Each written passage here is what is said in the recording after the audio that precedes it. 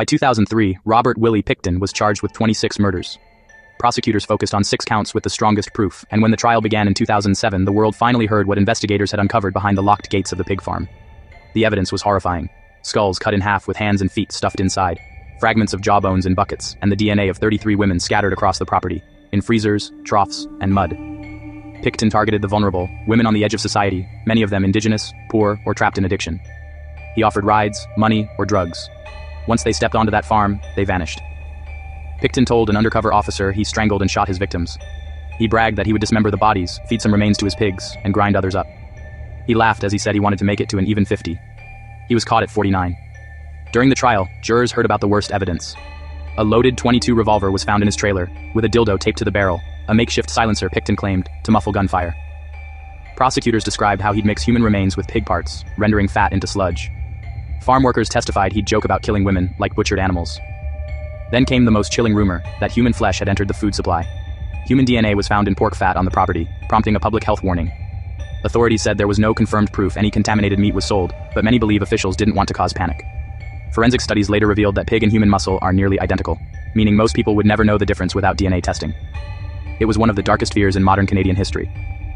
After months of testimony, the jury found Robert Pickton guilty on 6 counts of second-degree murder. He was sentenced to life in prison with no parole eligibility for 25 years, Canada's maximum penalty. But the Crown quietly stayed the other 20 murder charges. To the victims' families, it felt like half a trial, half a victory, and half the truth. The pain went deeper than one man's evil. The system itself had failed these women long before Pickton ever met them. For years, families filed missing person reports, only to be told their loved ones had probably just moved on. The victims were indigenous, poor, or working in the sex trade. And because of that, their disappearances weren't treated like anyone else's. Police ignored tips, dismissed witnesses, and lost evidence. They failed these women because of who they were, not what happened to them. They were seen as less than, their way of life making them invisible. They didn't care until the story was too horrific to ignore. The public outrage that followed changed the country. The Missing Women Commission of Inquiry exposed years of negligence and bias. And the later National Inquiry into Missing and Murdered Indigenous Women and Girls confirmed what families had been saying all along. This wasn't an isolated tragedy. It was a reflection of a system built to ignore the vulnerable. In the end, the court called Pickton a monster. But the truth is, monsters like him only thrive when no one listens. And for decades, no one did. Next, Part 4, The Final Reckoning. Pickton's years in prison, his disturbing letters, and the shocking 2024 attack that ended his life. Like, share, and subscribe. It really keeps me motivated to create more stories like this. Comment your thoughts below. Had you ever heard of this case before?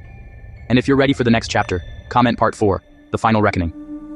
Although these stories are for entertainment purposes only, I always do my best to stay factual and bring you the most accurate information I can find. Stay curious, stay safe, and as always, stay spooky.